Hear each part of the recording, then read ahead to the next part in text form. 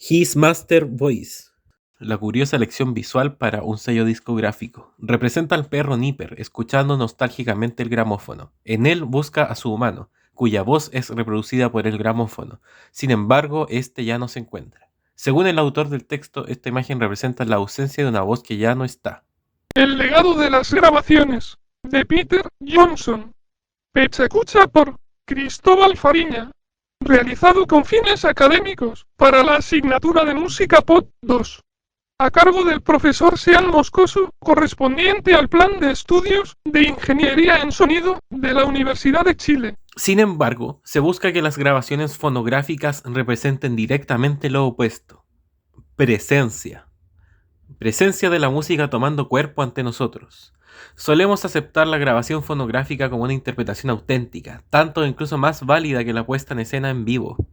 Aceptamos que la interpretación de un pasaje musical siempre será la misma, y que al intérprete le supuso una docena de tomas alcanzar su nivel de perfección. Y habitualmente no consideramos que una grabación profesional sea menos auténtica que una interpretación en vivo, si las grabaciones difieren de lo que son las interpretaciones en vivo. Entonces, ¿qué es lo que tienen en común? La voz. La voz interpretativa de cada gran intérprete es inconfundible una vez que la hayamos escuchado. Bien sea en un CD o en un concierto, esa voz es lo que las grabaciones captan de manera tan eficaz. Muchas veces se ha preguntado si los artistas de antaño tocaban como sugieren sus grabaciones. La pregunta no viene al caso, sugiere el autor, porque las grabaciones son lo que son y no lo que podrían haber sido. El control que el productor ejerce sobre el sonido ha ido variando con el tiempo, dándole cada vez más control.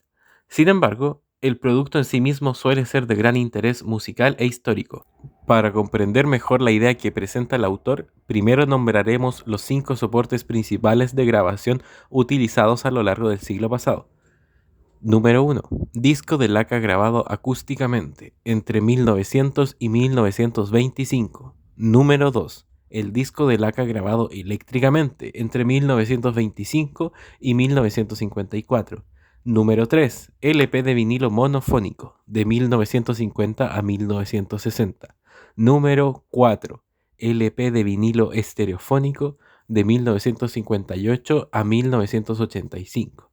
Y número 5, la grabación digital moderna, que comenzó con el CD a principios de los años 80. En términos generales, cuanto más antigua es la grabación, mayor es la distorsión que presenta debido al proceso de grabación, y menor es la manipulación deliberada por parte del productor. Los primeros discos, de 78 revoluciones por minuto, no permitían ningún tipo de edición, ya que una vez grabado el máster, había que enviarlo a la planta de procesamiento y prensar un disco para poder oír la grabación. Los mecanismos de producción y grabación tenían sus propias limitaciones, como la duración y la pequeña gama de frecuencias.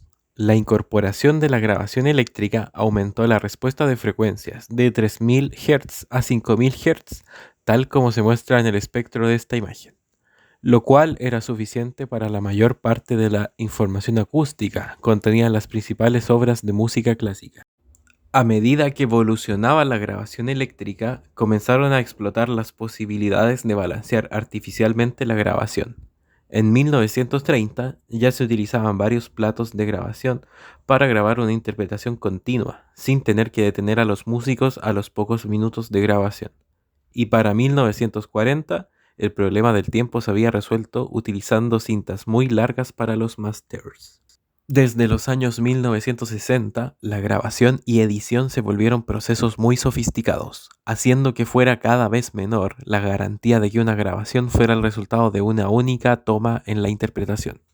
Un problema importante que se nos presenta al momento de estudiar cualquier grabación es que el sello puede nombrar en sus carátulas a intérpretes distintos a los que realmente grabaron, tales como el caso de pianos de Ravel que realmente fueron grabados por Robert Casadeus, o los do agudo de Kristen Flagstad, que realmente fueron cantados por Elisabeth Schwarzkopf. Otra característica interesante de las grabaciones es el uso de instrumentos, tales como las flautas de pico fueron utilizadas debido a su timbre nasal en grabaciones de antes del 50, debido a la necesidad que había de volumen con proyección y fuerza, Luego de la masificación de la grabación eléctrica, estas fueron reemplazadas por otras flautas de timbres más suaves. Las sonoridades son muy diferentes de los instrumentos actuales. En las grabaciones anteriores a la guerra aún pueden escucharse trombones de taladro estrecho y violines con cuerdas de tripa.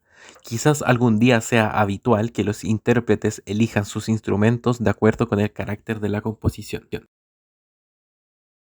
Las grabaciones antiguas de piano podrían resultar chocantes para los gustos contemporáneos. La mayoría de los pianistas antes de 1925 parecen caprichosos por la libertad con que se toman la notación de los compositores, añadiendo cadencias o manipulando el tiempo a su antojo.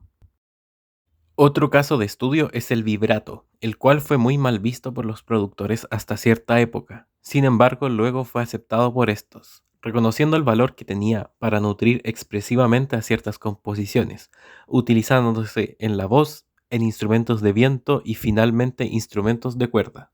A mi parecer, el caso de estudio más notorio es el manejo del tiempo. Existen casos en que a obras clásicas se les modificó el tempo para que cupieran de manera conveniente en sus soportes, como el caso del último cuarteto de Beethoven, opus 135, el cual varió su tempo en grabaciones, de 64 bpm la más lenta a 116 la más rápida. El manejo del tiempo aún tiene gran influencia, a pesar de que sus soportes ya no lo requieren, definiendo aún la duración de un lanzamiento discográfico o la duración del próximo hit del verano. Esto ha sido todo por hoy. Muchas gracias por tu atención. Like y suscribirse para más.